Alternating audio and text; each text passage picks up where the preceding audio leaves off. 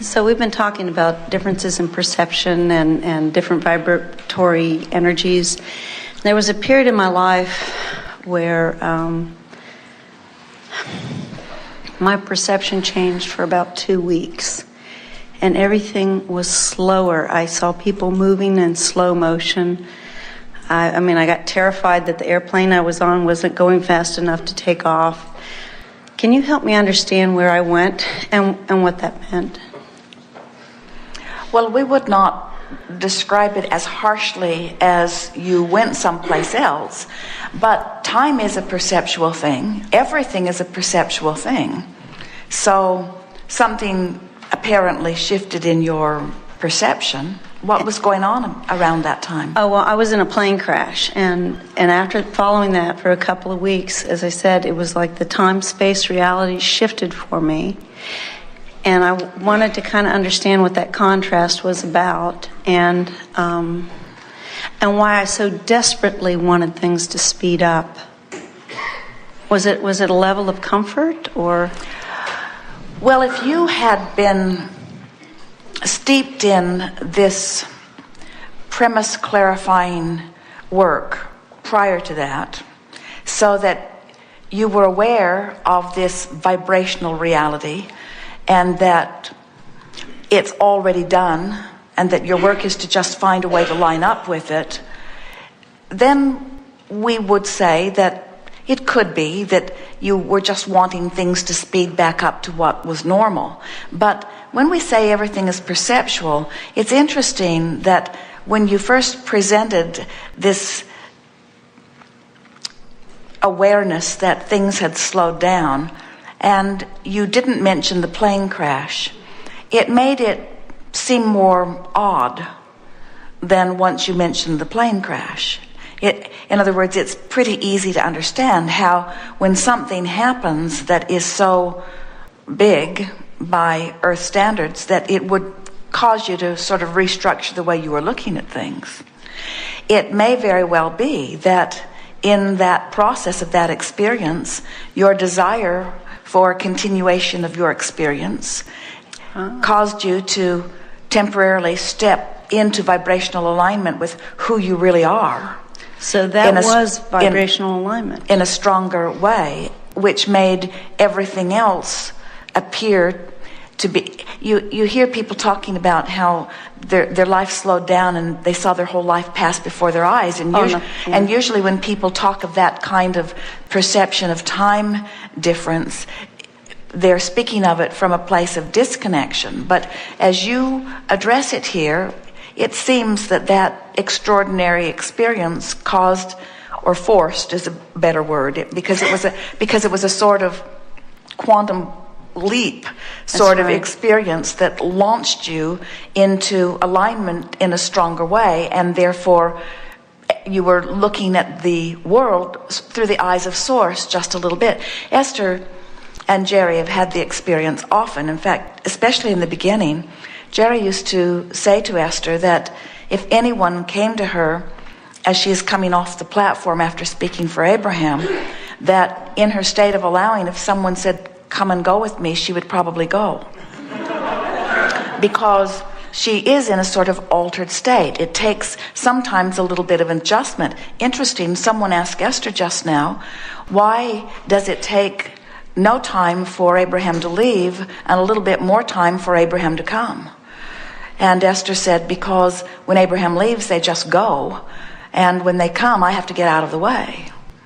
And we would say, in answer to what you're talking about here, there is an adjustment either way. In other words, it takes Esther a little bit of time to focus back in to her experience from the vantage point that she is about. However, we think it would be better for all of you if when you achieve your vibration of alignment that you just maintain it. Esther threatens Jerry from time to time, I think I'll just get Abraham to come in and you can just live out the rest of your life with Abraham, because... And there are days when Jerry thinks that sounds good. So why did I want to come back from that then? I mean, if it was, Well, because you've come here to focus. In other words, because you don't have to withdraw from this physical time, space, reality focus in order to achieve that alignment. You can achieve that alignment and then focus into this time, space, reality. In other words, alignment and then focus. Alignment with who you are and then focusing is the best of all of it. Esther had So was I actually in alignment for 2 weeks? Well, not exactly, but more so than usual, enough that out of alignment felt off to you. And it's interesting, Esther had 2 sort of altered states of consciousness experience yesterday, both coming right off the platform. One of them, Esther, at the end of the segments, Karen always saves the document, and if they are just taking a 20-minute break, they leave the computer sitting there. But if it is during the segment of lunch, Esther likes to take the computer with her. And so it was the 3rd segment. It wasn't the segment of lunch. And Karen saved the document but didn't shut it down, as she never does at that point. And Esther thought, that's odd. I wonder why Karen didn't shut it down. And as Esther was walking up the hallway with her computer, she actually thought she was on her way to lunch, even though you had already eaten lunch. And Esther said, teasing to herself, I'm losing it. And we say, it's not that you were losing it, you just hadn't tuned back into it. Well, then I used to do that a lot when I was young. I used to run into things and that sort of thing, and because I was in that state. Well, and I didn't perceive that something was there, so I just would run into it. Well, let's call it lack of focus, or which is what someone would say to you if you were running into things, or let's call it a different focus. Let's call it focus. Let's call it focusing into who you are. But the thing that we don't want you to say with this, that you're trying to say, and we're holding back the reins, is we don't want you to first strive for that instead of this. We want you to strive for that and let it be integrated in with this. We don't want it to be either or. It doesn't have to be. You don't have to be dead or alive, non-physical or physical. You can be physically focused and tuned to the higher vibration and then viewing what's going on here, and that's what you're looking for. And that's what that experience somehow caused an amplification of. Now, yesterday we talked quite a bit about how your now moment is made up of the juncture between the vibrational reality and your current reality. In other words, how you feel in every moment is about the blend between the two of those. And we want to take this opportunity to amplify that you cannot ever really separate the two of those, because you cannot cease to be the non-physical energy being that you are. And when your emphasis is upon that part of who you are, and then you are focused upon what you are doing, that's the perfect blending. Being the non-physical energy out here on the leading edge, exploring. And is that when you find the stuff that you've lost?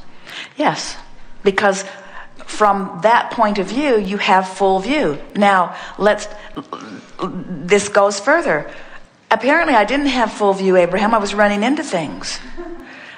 Apparently, I didn't have full view. I forgot what I was doing or what time of the day we were in. But we still want to say you have full view in the sense that when you achieve vibrational alignment with what's in that vibrational escrow, you then have full view of what's in that vibrational escrow. So when you're saying, well, where's my stuff? And we say it's in the vibrational escrow, and you raise your vibration and you get in there where it is, and then you say, but I'm running into other things. We say, well, it's a bridge. It's a step in the right direction. In other words, wouldn't you rather? Wouldn't you rather? Let us ask you, and we're not trying to make you decide. We're just wanting to influence you strongly. But which would you rather be tuned to, knowing what you now know about creation? Would you rather be tuned to the vibration of who you really are, or would you rather be firmly rooted in the vibration of the personality that you've defined here?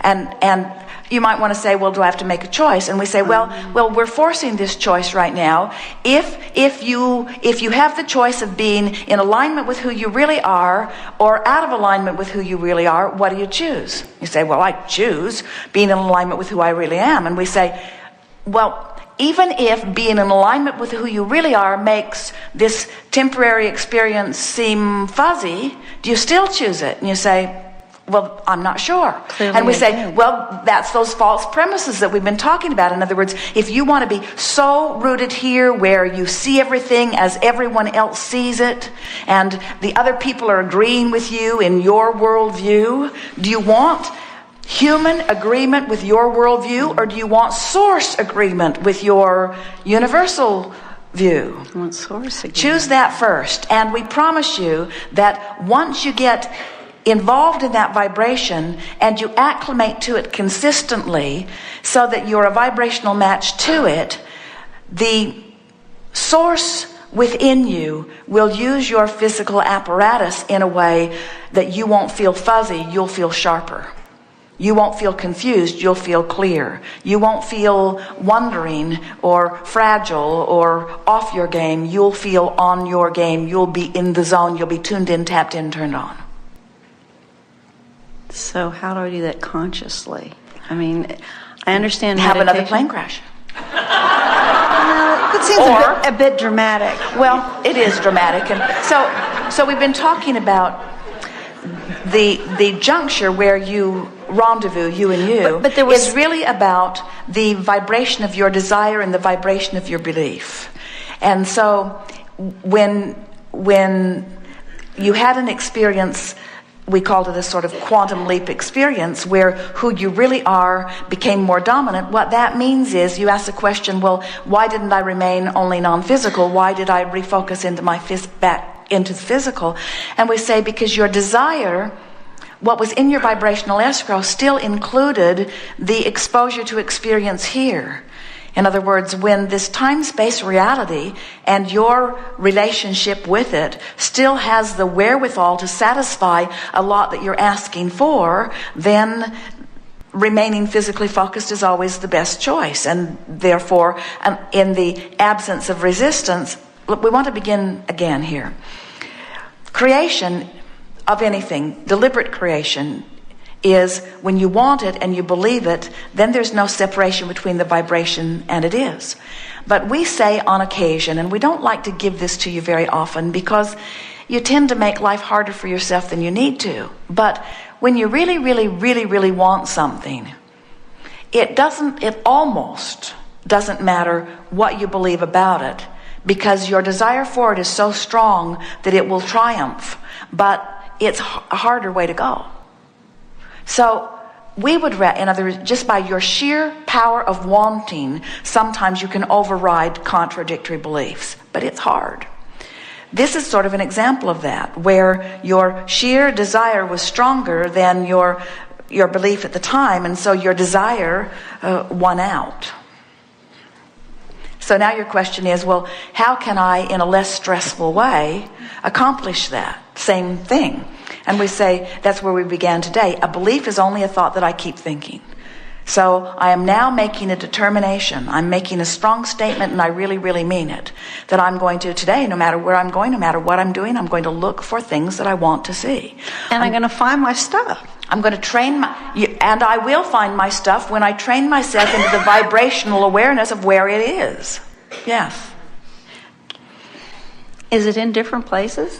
I mean, is it in different vibrational places? You queued us up for a perfect line. It's not in different places in any sense, except that it's in a different place than you are. It's in a different vibrational place than you are. Because now look at it this way. So you've been sifting through, creating this vibrational escrow, and here is this vortex of attraction where all, hear it, cooperative things that are necessary for the complete culmination of whatever you're asking for are rendezvousing. All cooperative things. What does that mean? All cooperative things. All things of the same vibrational attitude. All cooperative things have already been summoned, and it is done. You're the only holdout. Not you, but... No, I figuratively. Because you're uncooperative in the sense that you're beating the drum of the opposite or the absence of what you want. When you stop doing that, you'll no longer be uncooperative, and you'll be, by law of attraction, called into where it is, and then it will all come into full view. And then you'll say... Oh, happy day. It was there all along. It was there all along. It was there all along. It was zigging while I was zagging.